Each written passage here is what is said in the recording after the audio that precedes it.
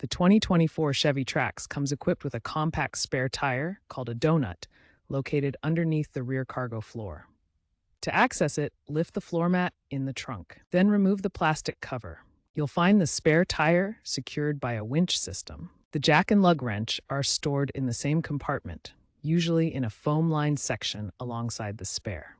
The winch has a keyed lock for security. Knowing the location of these tools is crucial for a quick tire change.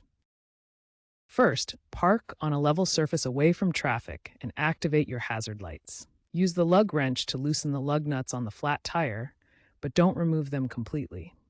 Position the jack at the designated jack points on the vehicle's frame near the flat tire. Raise the vehicle until the flat tire is about 6 inches off the ground. Remove the lug nuts completely, and then remove the flat tire. Mount the spare tire, hand tighten the lug nuts in a star pattern.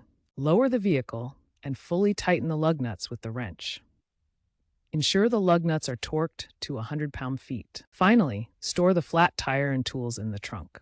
Remember, the spare is temporary, so drive cautiously to a tire shop for a permanent repair.